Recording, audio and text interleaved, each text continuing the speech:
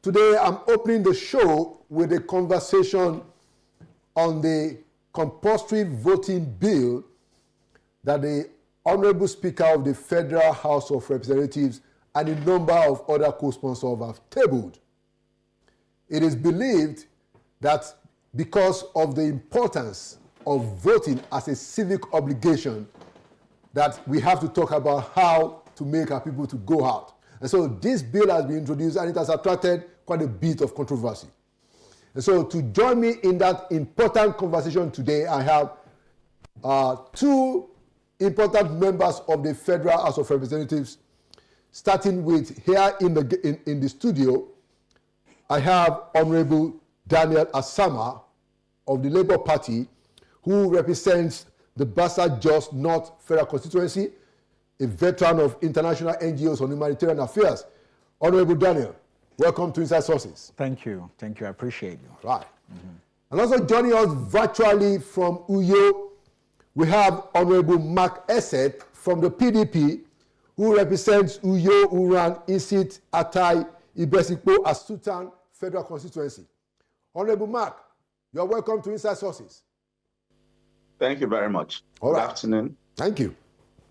So let's start with Honorable Daniel Asama from Plateau. Yes. Now, can you just give us, being one of the co-sponsors of this bill, you know, you are co-sponsoring this bill with the Speaker of the House of Representatives. Mm-hmm. Can you just give us in 1-2 minutes the essence of the bill? So thank you. In fact, this bill is very important. I think not only to the fact that it's going to address the issue of low turnout of voting, but it's going to shape the entire electoral process once again. I've heard people in different quarters speak about electoral reforms. We at the constituency levels, when we do consultations and town hall meetings, these are some of the things that comes up. People talk about readdressing the issues of elections. I mean, even the Electoral Act as it is, people are looking at stuff in it and they want it to be readjusted in so many forms. This bill is to inform and to feed that cravings of the people. This is not just coming from the blue, but it's coming from the cries of other people in this country. And also, I'll tell you sincerely, the resources that the government puts into doing election and how it always turns out to be a waste, this cannot continue. This bill, for me, is to reshape and reorient the mindset of our younger people. It is not targeted at a particular gender or, let me say, demography, but it is to generally re-inform and reorient Nigerians about some of our civic duties and what it takes to be actually a patriotic and a loyal citizen. I will tell you, national reorientation of our core values is what Nigeria is needed in every sphere. When people cry out for corruptions, when they cry out for mismanagement in government, it's because people are not being true and loyal to the policies of the country. It's not that the policies are not there, it's just that people are not being loyal and being truly patriotic. I will tell you, we seek to see a bill that will reintroduce those values to the people. Now, yes. The bill has passed second reading. Yes. And now it's going to public. Is that the next thing? It depends.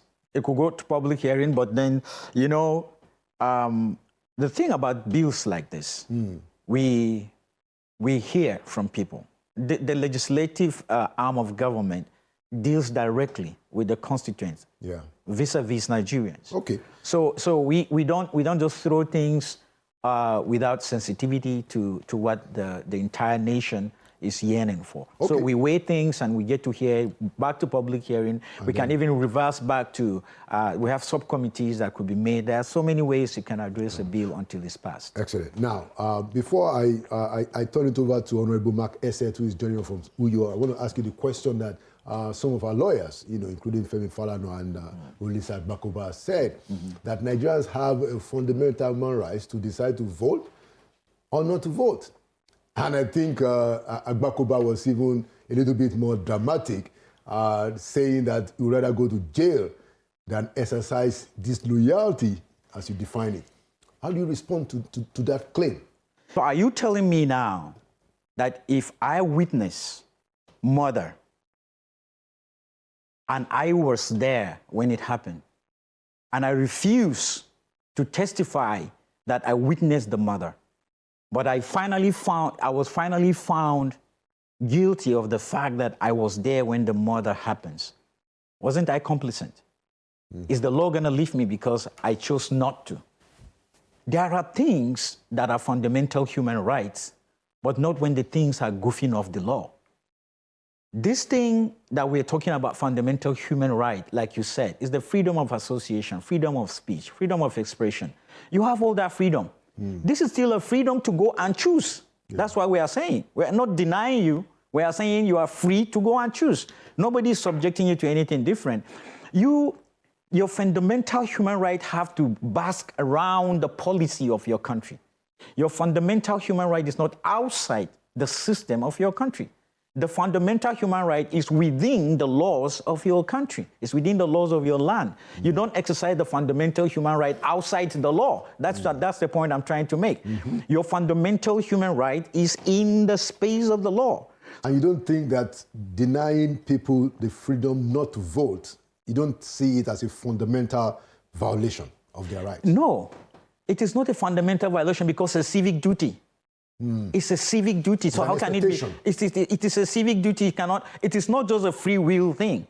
The fundamental human rights are things that are not embedded or enshrined in the system of Nigeria. You cannot say it's your fundamental human right not to go and do sanitation when the government said everybody is going out today for sanitation. And then you sit down at home, you say it's your fundamental human right not to clean your house. And they catch you, maybe watching you TV cannot say, yes, beer. you cannot say, you cannot, if the law is there, and for instance, there is a curfew and they said nobody should be out by 10 o'clock, you cannot stay out by 11 o'clock and you say you have freedom of expression or freedom of association or whatever. You tell me you have freedom of, because it's fundamental human right, freedom of movement. You cannot tell me you have freedom of movement because there is a curfew. Let's take it to Honorable Mark Esset. What's your take on this on this bill, which has passed second reading, by the way? Yeah, thank you very much for having me here. Concerning the bill, I've listened to my colleague. The beauty of legislature is that you have the right to air your views. You have the right to either support a bill, a motion, or not to. But as far as I'm concerned, and my constituency, like I raised it on the floor the day the bill was presented for a second reading, I have a different view. The problem of Nigeria is not the electorate. Is it that the electorate don't come out to vote? The answer is no. So are we coming out with a bill to compel them to vote now? We have over how many millions votes we use in declaring as winners. The electorate are very, very committed to exercising their civil rights. But my problem is, like I told my colleagues, if we want to make a law, if we are really determined to see the system work, let us make a law that will make every vote to count. By the time we make a law that gives the confidence on the electorate, you don't need to compel anybody to come out and vote. We will not need. They need the motivation, and the motivation is in the law. Give me the assurance that once I vote, my vote will count. And that is where I stand. And that is my position. Now, the electoral, the turnout for voting I have, the statistics here. By 2007 election, voter turnout in Nigeria compared to 1999 dropped by 57%. Okay? The voter turnout dropped by 57% by the time we go to 2007. In 2011, the turnout was around 53% of the registered voters. In 2015, voter turnout further declined from 53 to 43%. Okay? In 2019, the turnout went down to 35%. Okay? So you see, and then, of course, 2023, we had the lowest voter turnout when it came to 29%. So I wanted to just, put the facts straight that we do have in Nigeria a problem of declining voter turnout. I want your response, Honorable. Yeah, thank you very much. There are two things here. By your statistics, you can see the arithmetical progression of the decline in voting. In 2009, you saw it was very high. The expectation was very high. The anticipation was very high that by the time I vote, Nigeria, we're going to put this country in the right path. Every vote will count. We have opportunity to choose whoever we want to be our leader. And everybody were very, very anxious to vote. And when we all voted, what was the outcome of the election? We can all see. We know what happened. Where the woman was compelled to announce the result, whether the people liked it or not. So after 2009, by the time we went into the election, the next election, definitely the interest of Nigerians will definitely drop. After all, the one I voted 4 years ago, did it count? What was the result? And those of us, those who were very eager, well, as Nigerians, we must not just fold our hands. We believe one day we are going to make a change. We went out to vote. And what was the result of the election? Till the last election. So there's what we call motivation. And in this voting, what is the motivation we need to give to the Nigerians? Let our electoral process be transparent. Let every Nigerian be given that confidence and that commitment that when once you vote, I can assure you, your vote will count. Okay. When once you do that, we don't need any law to use guns to drag people from their homes, that whether you like it or not, you must go and vote. We don't need it. Okay. Let us have a transparent voting process. Okay. And you will see the whole system will drive itself. Okay. Thank you, Honorable Marqueset, for your response. Honorable Daniel Asama is saying that we don't need the guns to drive people to vote. And he's saying that if the system becomes transparent, if the votes count, Nigerians will come out. How do you respond to that? You say if the votes count. Yeah, so he is arguing that. Yes, but that's the point. I'm with him. I'm with him. It's like between the egg and the chicken, which one counts first? You say if the votes count, then Nigerians will grow confidence in the system. If the votes, there must be votes. There must be votes before the count. Did you get me? Yeah. If the votes count. So people are not even voting. What are you going to count? So we all agree. I'm agreeing with him that the system is struggling. We agree. I want to admit here that Nigeria is struggling. It's a struggling democracy, okay? We have exigencies. We have a lot of implementation fatigue, implementation hiccups, implementation constipations, implementation everything. But we need to fix it. And in fixing it, you have to look at it holistically. Holistically is you also look at it, what starts, then what? You have to prioritize what to take first. You said Nigerians are losing confidence in the electoral system because they feel that their votes are not counted. I want to agree with some of that because I am a witness to elections. I've seen where elections are not counted well, but it is not absolute. Some of those votes are counted, but a lot of it are not counted right. Or a lot of it are counted with exigencies, or they are manipulated in the right words. Right. So, but it is votes that are manipulated. People need to vote, then it's counted. So we are all agreeing here that the system has a problem and we need to fix the system. And how do you fix the system? First, tell people you need to come out and vote. Second, if the vote has to be counted, and the vote has to make the true representation of what the people chose. Let me say this. In that bill, on the floor, I read it clearly. The very first paragraph in the introduction of the bill is to make mention in the debate, leading the debate, is to make mention that, yes, INEC is overstretched. We agree INEC is overstretched. In the beginning of the bill, we agree INEC is overstretched. That means INEC itself needs to be looked into. Right. We agree that INEC itself needs to be looked into. It's doing too much. It's doing too much, and it's not achieving anything. Literally, it's achieving very little compared to what we are expecting of it.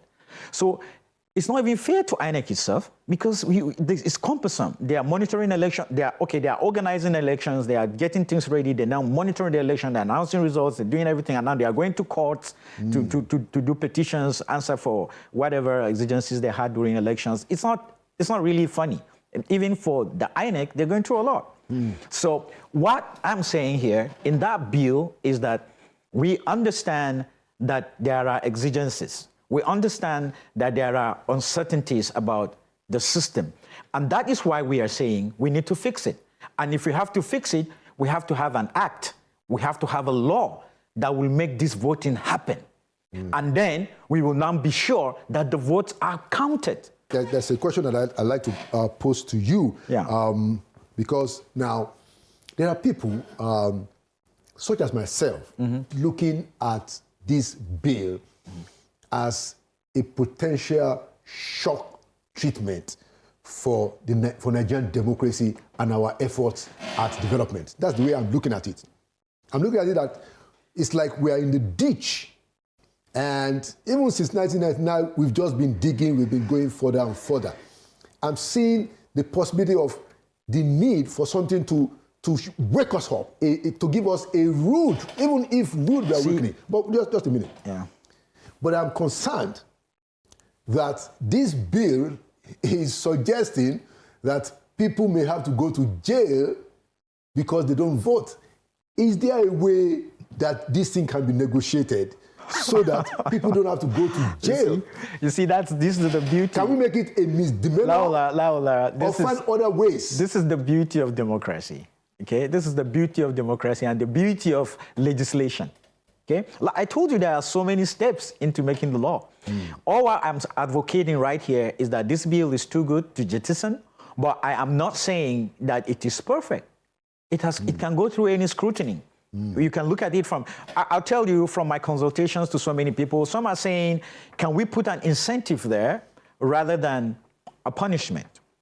And some are saying, can we reduce the jail terms? Some are saying, can we even take off, jail terms? Can we put up maybe just financial implications and all of that? Everybody, fine. So like I'm saying, if we even go through public hearing, there are so many things. It can be molded. I'm trying to tell you that it's open. It's not yet a law.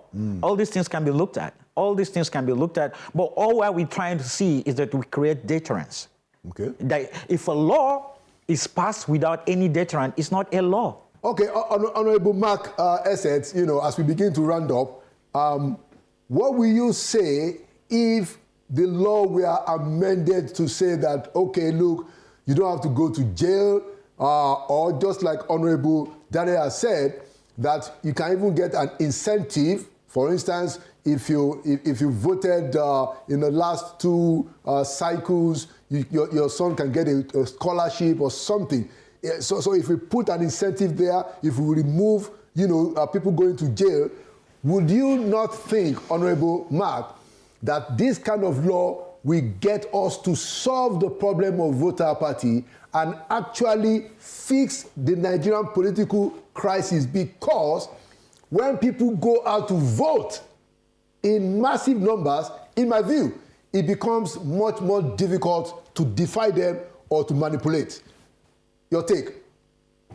Thank you very much. I want to come from a biblical quote as a Christian. It says, seek first the kingdom, and every other thing shall be added unto you. I still maintain my position It is not the law. We don't need to force people. We don't need to give people incentives.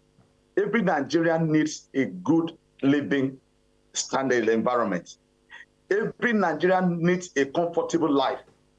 And for us to have a comfortable life, have the amenities we need to make life comfortable, we need good leaders. And to have good leaders, it must be through electoral process. Can we make a law that will give Nigerians the few for now that comes out to vote, that their vote, even if it's 10 million, even if it's 5 million that comes out to vote, that their vote is meaningful. And then look at what will happen in the next election. The number, the turnover of Nigerians that will come out in the next election. My brother, even if we make a law today that if you don't come out, it's not the incentives. We don't need incentives. It's my position, and I stand by it. Make our electoral process to be very, very okay. The last election, INEC told us there's going to be electronic transmission of results. Did we see it? Did we see it? Was it done? Why don't we make a law that will make transmission of results electronically compulsory? Our problem is not with the electorate. The electorate are ready to come out and vote. Our problem is the electoral system. Let's just fix our electoral system and forget about innocent Nigerians that are eager to make a change. Okay, so this is my position. Yes, and of course, I understand your position on the Mark Estate, and you've made it very, very strongly and very firmly. I'd like to ask you one last question, and then we come to the studio and wrap it up. Good governance, just like you said, that if you give Nigerians good governance, if the results, if the voting counts, and if you do what you're supposed to do, Nigerians are happy, they will come out to vote. So good governance essentially is an incentive. If you agree that good governance is an incentive, why don't you think we can also think about other incentives to make people to vote? I mean, so if you can, if for instance, if we say that if you vote for 3 cycles, this is what you get, and find something substantial instead of the punishment. Why don't you think that is also an incentive? My brother, I don't think Nigerians need an incentive to do the right thing. But good governance is an incentive itself. Only incentive, isn't it? If you carry out an assessment now, carry out a survey now, the only incentives 99.9 Nigerian needs to come out and vote is to assure them of the transparent electoral process, and their votes will count. That is the only incentives 99.9 Nigerians are looking for. We don't need another incentive more than that. Okay. And I stand by it. So the other point, and then it will conclude, is that it said that it's a chicken and egg situation. We want good governance, okay? We don't have good governance. But we believe that when people vote, we will have good governance. So which one comes first? Sorry, is it that people have not been voting? The one they have voted, have they gotten the good governance? That's the question. Is it that people have not been voting? How do people get to a position of authority? Is it not true votes? But okay, I'll let Honorable Daniel respond to that. So we do respect to my honorable colleague. You see, I heard this from Wale Soyinka once, and I heard so many other people saying that bad people are voted into power by good people not voting. A majority of the vote that we're talking about, if people turn out in mass, they will elect the people they want. When there is the voters' apathy, people just abuse the system easily. You just made mention of it. The election will be rigged easily if people do not turn out to vote. Not to even talk about the economic damage, the economic setback of the INEC the other year, last 2023 budgeted about 355 billion that they needed. And I think about 305 or 306 billion was released for election. And then only 30%. Dropping of registered voters. Only 30% of registered, about 29.9%. Only 30% registered people voted, not even registered. Only 30% of people the voted. Voters. Now you go to people's homes and they are playing draft. They are watching football. They are gisting. They are drinking. They are drinking champagne. They are just enjoying. I mean, these are potential leaders. These are potential leaders. Tomorrow, from playing draft, he could be a councillor, and he could be a member of the State House of Assembly or a member of House of Reps, and he becomes a president, and then you start crying that we have a bad governance. Because he had learned to be a bad citizen. There is never a bad leader that was not a bad citizen. I agree with that. We take it from somewhere. If you learn how to be a true citizen, you will be a true leader. Okay. People need, this voting gives you the moral right to yell and to agitate for your leaders to step up their game. I've heard Nigerians said, I don't care what he does, I didn't even vote him. Because, I mean, you can see how nonchalant we are. Yeah. All we are trying to say, in my beginning, in my openings, I made mention of national reorientation. We need to have Nigeria at heart.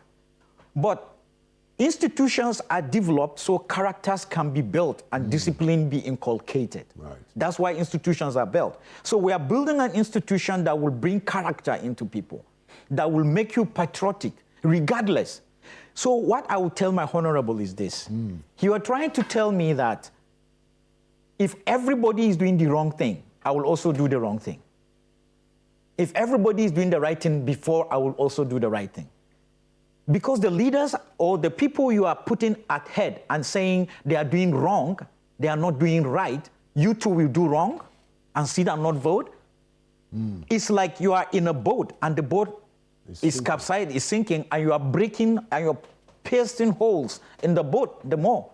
You will all capsize. So what I'm trying to say is that we cannot continue to go that way because people are not doing it. And let me correct one uncertainty here.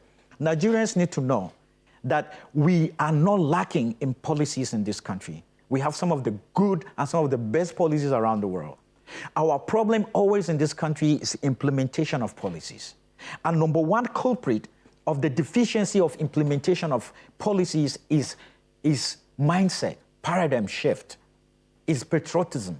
It's Nigerians needing to remember that this is the only country we have and it has to work. And when you hear them say, our leaders are bad, our leaders are bad, nobody was born a leader. They grew up in a neighborhood. They grew up somewhere and they picked up habits somewhere, and now they are leaders and they've come with those baggages into the offices they are leading. Right. If he has learned how to pick meat in his mother's pot, he will come and dip his hand into the government coffers because he has learned how to pick meat from his mother's pot. Yeah. These habits we need to redress. We cannot continue to sit back because INEC is not able to do the counting the way we want it, and then we will say that now we will give up on the system. Now, if we continue like that, my honorable member and other Nigerians, by the next 3 elections, there will be nobody coming out to vote. Anyway. And then anybody now will become the president. Thank you. Yeah. So until we come out and vote, we cannot choose the right people. Thank you. And until we come out and vote in mass, the election could be rigged easily. Thank you. And the law is flexible. We can still amend and realign the law, but I think there should be law to guide people. We are social people, we are social animals. There must be laws to guide us. Thank you. And other countries have done this, Australia, Belgium, Egypt, and they're all doing well. And there are exceptions. I need to say this very clear. There are exceptions. If you're sick, or you are outside the country, you've traveled, or you're in diaspora, or you have religious obligation not to vote, or any other reasons that we could not foresee here, that is this in this line, you are exempted. It's not draconian. Okay. You can be exempted if good reasons are placed in right perspective. Thank you so much, Honorable Daniel Asama. Thank you. And Honorable Mark Esset. You know, you guys are going to continue the debate effectively on the floor of the Federal House of Representatives. Yes. But, you know, what we are trying to do is to bring it out for the Nigerian people to see the merits and the demerits. I must say, you know, for purposes of full disclosure, that I am looking at this bill and I'm trying to figure out how is it that we can make it work. Because I have no doubt in my mind that Nigeria is in a ditch and we won't get out of that ditch if we don't have a shock treatment. And like you said, this might be a shock treatment to enforce our patriotism. Thank you so much, Honorable Daniel Asama, for coming to Inside Sources. And thank you so much, Honorable Mark Esset, also for coming to Inside Sources.